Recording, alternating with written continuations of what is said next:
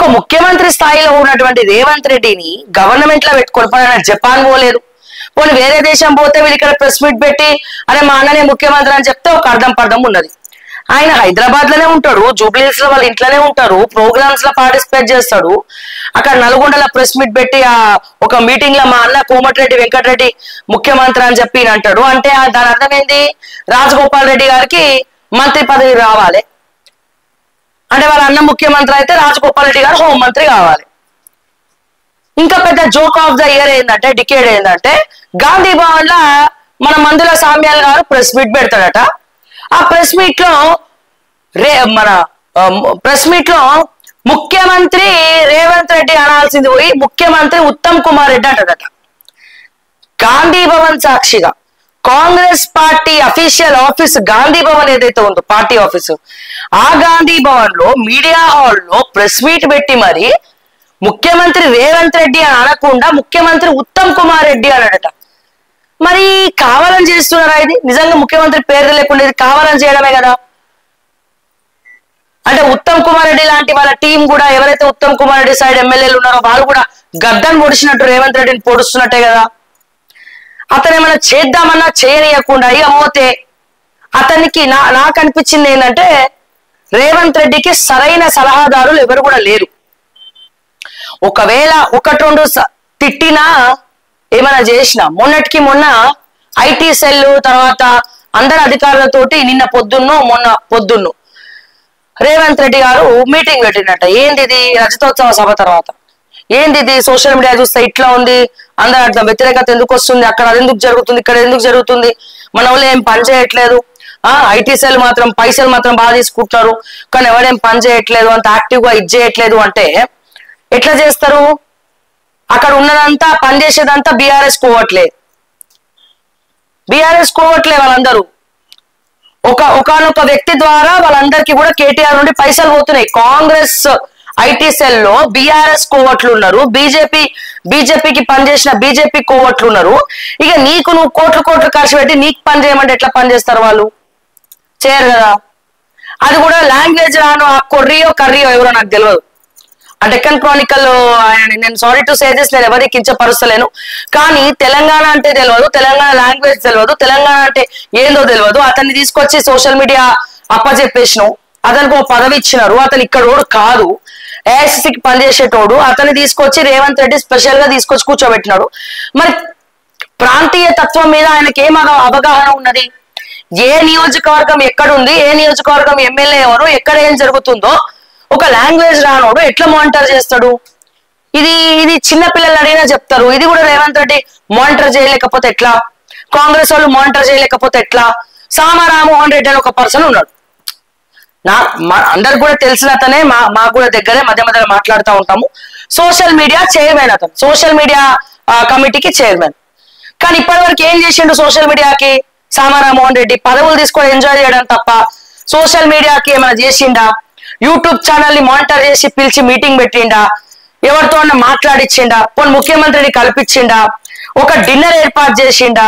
మళ్ళీ ఇక్కడ కూడా ఏర్పాటు చేస్తే సపరేట్ వీళ్ళు ఎవరు? నాకు తెలిసినంత వరకు పొన్నం ప్రభాకర్ ఒక్కలే సోషల్ మీడియా మొత్తం కూడా ఆర్గనైజ్ చేసి ఒక దగ్గర కూర్చోబెట్టి ఒక చిట్ చాట్ పెట్టిండు.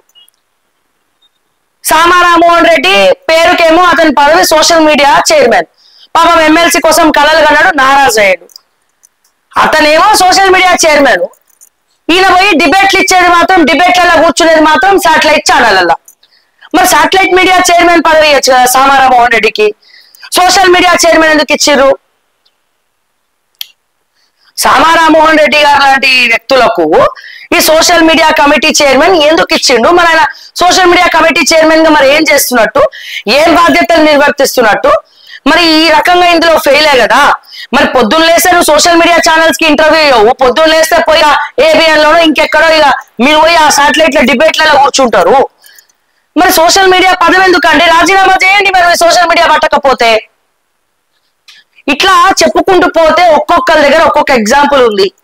అంటే రేవంత్ రెడ్డి గారికి చెప్పేటోడు ఎవరు లేడు, చెప్పిన ఆయన వినడానికి చెప్పరు, లేకపోతే ఇప్పుడు ఇవాళ రేవంత్ రెడ్డి గారు సీరియస్ గా తీసుకొని అదంతా చేసేయాలి, ఫైల్ క్లియర్ చేయాలి, అక్కడ ఏదో అవుతుంది అని చెప్పి పోయిండు అనుకో, ఆ చిన్నపిల్లల టీచర్ వస్తే భయపడినట్టే భయపడి మళ్ళీ అన్ని అదే ఏమంటారు మళ్ళీ రొటీన్ గా చేసినట్టే ఇక్కడ కూడా సీఎంఓలో కూడా అదే జరుగుతా ఉంది. ఆయన రేవంత్ రెడ్డి గారు తిట్టిన రోజు, క్వశ్చన్ చేసిన రోజు మాత్రమే వీళ్ళు సీరియస్ గా తీసుకొని ఆయన ముందు తల ఊపి చేస్తాం సార్ సారీ సార్ అదేం లేదు సార్, చిన్న ప్రాబ్లం వచ్చింది ఐటీ సెల్ అది ఇదని చెప్పి చెప్తారు. కానీ మళ్ళా రేవంత్ రెడ్డి గారు పోగానే ఆయన టైం దొరకదు. పొద్దున్నేసి హైదరాబాద్, ఢిల్లీ, జపాన్ అని సార్ ఈ షెడ్యూల్ ఉంది ఆ షెడ్యూల్ ఉందని పెడతారు. కానీ పబ్లిక్ వెయిట్ చేస్తున్నారు రేవంత్ రెడ్డి లాంటి మనిషి కోసము. విజిటర్స్ ఉన్నారు, చాలా మంది రేవంత్ రెడ్డిని కలవాలనుకుంటున్నారు. జైపాల్ రెడ్డి కూడా చెప్పే దమ్ము లేదు. అంటే రేవంత్ రెడ్డి జీతం తింటారు వీళ్ళు, రేవంత్ రెడ్డి బల కింద చేయబెట్టి తీసుకుంటారు, రేవంత్ రెడ్డి సర్వం చేయాలి. ఆ రెడ్డి అనే తోకలు పెట్టుకొని ఇష్టం వచ్చినట్టు పని చేస్తారు.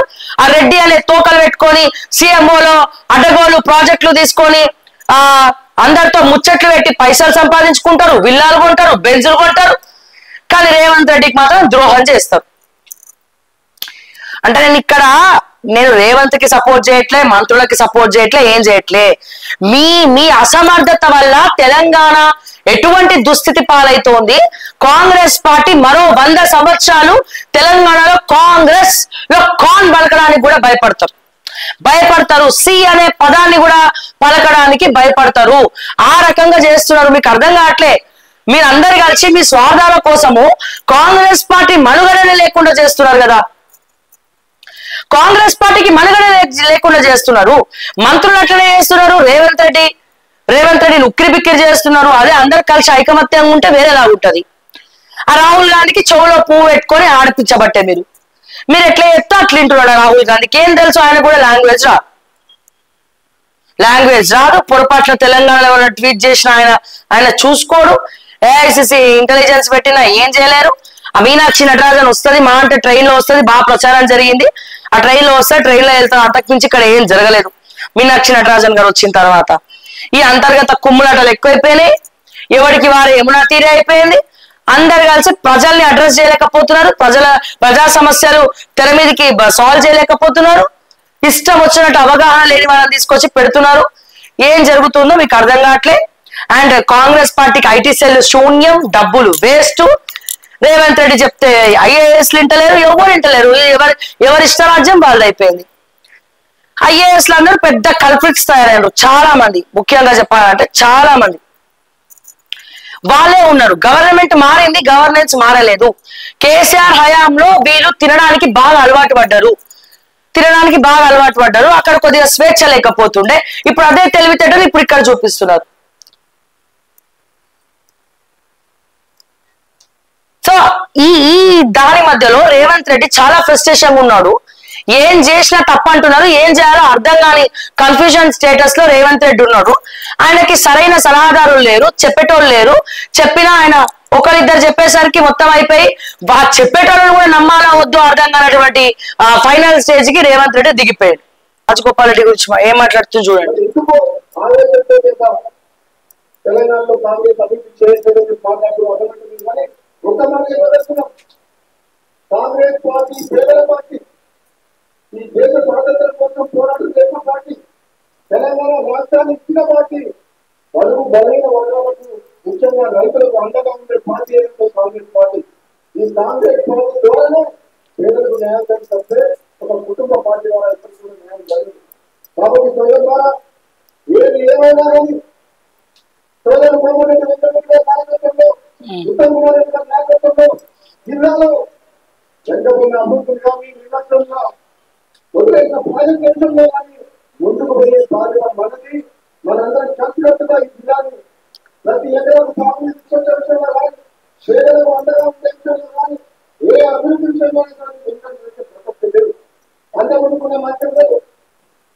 మీరు ఒకరే పోరాటం చేస్తే తెలంగాణ రాలేదు. తెలంగాణ విద్యంలో సకల జరుగుతారో ఇందాక 2 వ్యాఖ్యలు రాజగోపాల్ రెడ్డి గారు చేశారు. ఏమని? ఉత్తమ్ కుమార్ రెడ్డి గారు కానీ కోమటిరెడ్డి వెంకటరెడ్డి గారు కానీ ముఖ్యమంత్రి స్థాయి ఉన్నటువంటి వ్యక్తులు.